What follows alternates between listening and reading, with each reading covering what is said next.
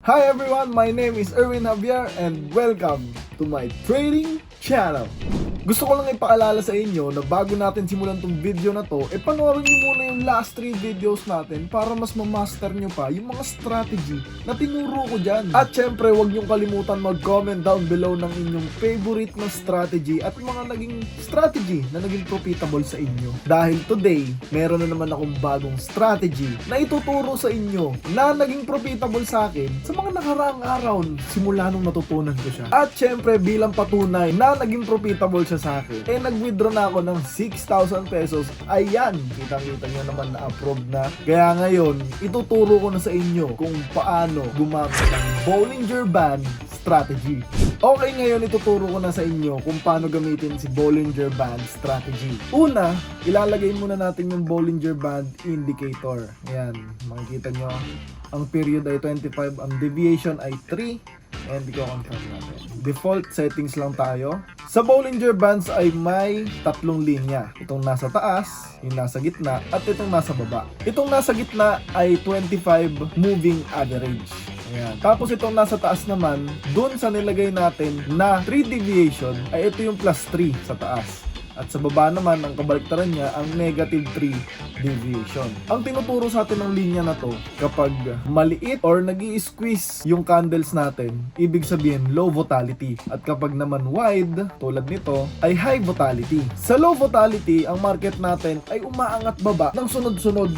Simultaneously, hindi mo alam kung ano mangyayari. Kaya I personally suggest na huwag tayo magte-trade sa low volatility. Habang sa high volatility naman, it's either aangat yan, katulad nito, or bababa, katulad nito.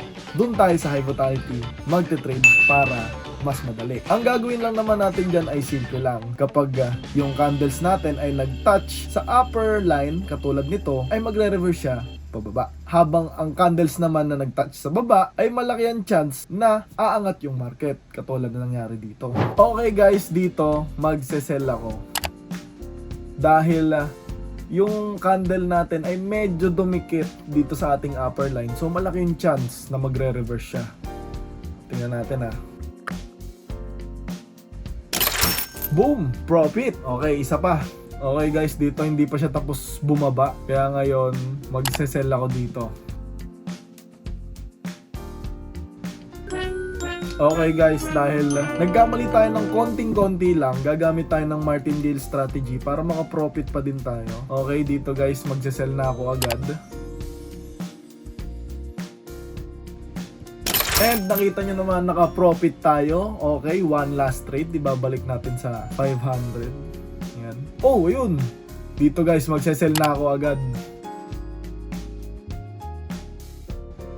Sabi ko sa inyo guys, there's no way but down. Yan ang tinatawag na Bollinger Band strategy. At syempre, kung gusto niyo na rin mag-trade, pwede na kayo mag-deposit. Pindutin niyo lang yung finances, tapos deposit. Ang pinaka-convenient dito sa Pilipinas ay yung GCash. So pipili ka lang dyan, tapos pwede na kayo mag-deposit through GCash. At syempre kung gusto nyong madagdagan ng inyong balance, ay pwede nyong gamitin ang promo code ko na lalabas dyan sa screen. Yung promo code ko ay bibigyan ka ng 120% bonus sa first 24 hours pagkatapos mo mag-register.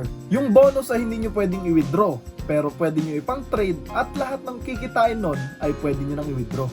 At syempre, para ma-withdraw nyo yung earnings nyo, pumunta lang din kayo sa finances, tapos withdraw. Ang lagi kong pinipili dito ay yung GCash dahil yan ang pinaka-convenient dito sa Pilipinas. Ilalagay nyo lang yung amount at yung details nyo, tapos pwede na kayo mag-request. Pwede rin dito sa withdrawal ang Mastercard at Binance Pay. At yan, syempre, maraming salamat sa panonood. Gamitin nyo na ang Bollinger Band strategy kung gusto nyo nang tumaas ang earnings nyo dito sa pagte-trade. Dahil sobrang simple lang nito at sobrang laki ng potential kapag kinombine sa iba pang strategies. At para sa mga hindi pa nakakapagsimula, ay start your trading journey now with Expert Option. Link in the description.